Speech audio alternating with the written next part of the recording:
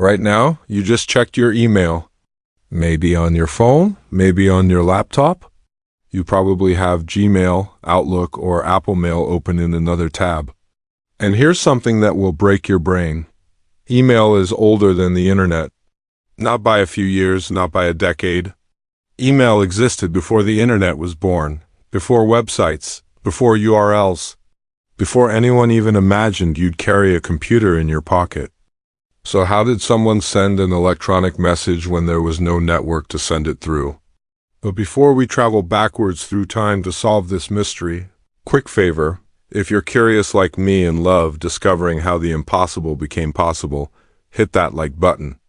It genuinely helps more people find these hidden chapters of history. Now let's rewind. In 2025, over 360 billion emails are sent every single day. That's more than 4 million emails every second. You probably sent 3 emails before breakfast. Email feels natural, obvious. Of course, you can send a message instantly to someone on the other side of the planet. The internet connects everything, right? But here's where the story gets strange. The first email was sent in 1971. The internet, the actual internet as we know it, didn't exist until 1983. That's 12 years. 12 years of email with no internet. So what were people using? How does that even work? Think about it, really think about it. How do you send a message electronically when there's no network? Let's go back and find out. Fall 1971. Cambridge, Massachusetts. A programmer named Ray Tomlinson is working late at Bolt, Beranek and Newman, BBN for short. They're a technology company working on something called ARPANET. ARPANET isn't the internet. Not yet. It's a network connecting about 15 computers at different universities and research centers. That's it. 15 computers total, and Tomlinson is staring at 2 computers in his office. 2 computers sitting side by side. He's thinking about a problem. These computers can send files to each other, but what if you want to send a message? Not a file, just ... a message, a note, like you'd leave on someone's desk. See, ARPANET had a program for transferring files. It worked, but it was clunky. You couldn't just dash off a quick thought and send it. So Tomlinson writes a simple program.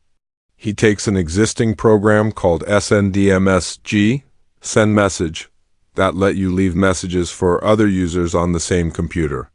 Like a digital sticky note, but he modifies it. He combines it with another program that could transfer files between computers. And then he does something that will echo through the next 50 years of human communication. He needs a symbol. A way to separate the person's name from the computer they're using. He looks at his keyboard, that symbol. Nobody was using it. It was just sitting there, this random commercial symbol from typewriters. Tomlinson at BB10Xa, that's the format. Username at computer name. The first email he sends is something like Quartuyap, literally just testing the keys. He sends it from one computer to the computer sitting right next to it. And it works, but wait. If ARPANET existed in 1971, doesn't that mean the internet existed? Isn't ARPANET the internet? No, and the reason why takes us deeper. October 29, 1969, UCLA, 2 years before Tomlinson's email. A team of engineers is about to send the first message over ARPANET. They're going to connect a computer at UCLA to a computer at Stanford Research Institute, about 350 miles away. This is the birth of computer networking. The first time 2 computers at different locations will talk to each other. They're using these massive machines called IMPS, Interface Message Processors. Each one weighs about 900 pounds. The plan is simple. Type the word LOGIN on the UCLA computer. Have it appear on the Stanford computer. They type L, it works. Stanford sees it. They type O, it works. Stanford sees it. They type G, the system crashes. The first message ever sent over a computer network is LO, not login, just LO, as in, lo and behold, but here's what matters, this isn't email. This is two people at two different locations trying to use one computer remotely. It's like a really complicated phone call with computers. What Tomlinson invented 2 years later was different. It was asynchronous. You could send a message and the person could read it later. You didn't both need to be there at the same time. But ARPANET still wasn't the internet. It was a network.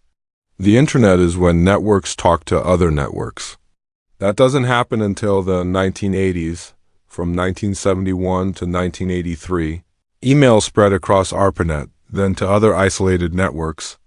But these networks couldn't talk to each other. You could send email, but only to people on your network. Now, here's where this story takes a turn that almost nobody knows about. Email wasn't invented just once.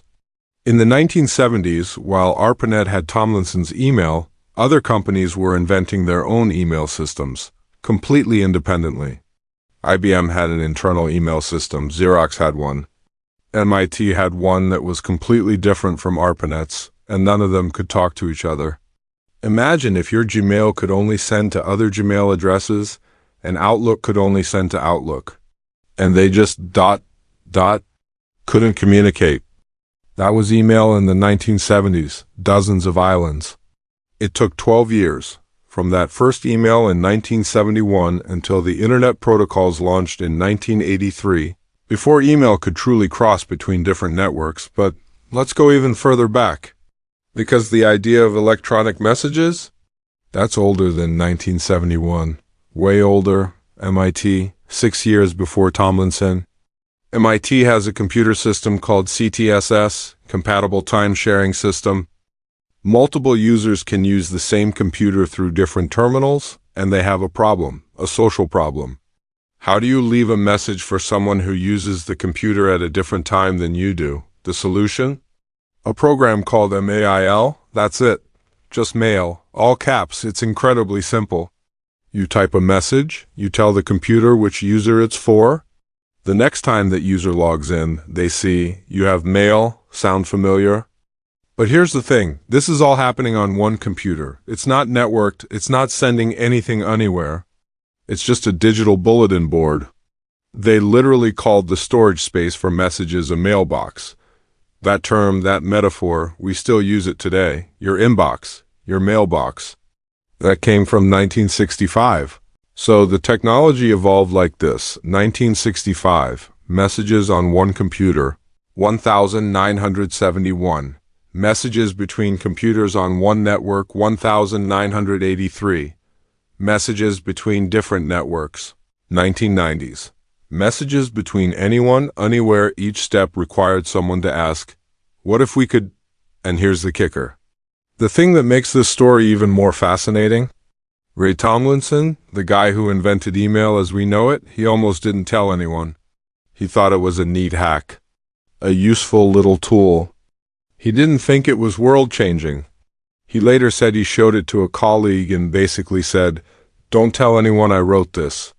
This isn't what we're supposed to be working on. He invented email as a side project, while he was supposed to be doing other work. That side project now carries more human communication than postal mail, phone calls, and in-person conversations combined for business communication. And he chose the @ symbol almost randomly. If that key hadn't been on the keyboard, if he'd been in a different mood, we might be using something else. John % computer, Mary hashwork, but we got @ and it stuck. So when you checked your email this morning, you were using a technology that predates the internet, created by a guy who thought he was just messing around, using a symbol that was gathering dust on typewriter keyboards. Email didn't wait for the internet. The internet had to catch up to email. And that @ symbol, that random choice from 1971, it became the universal symbol for digital identity. Your Instagram handle, your Twitter account, your everything.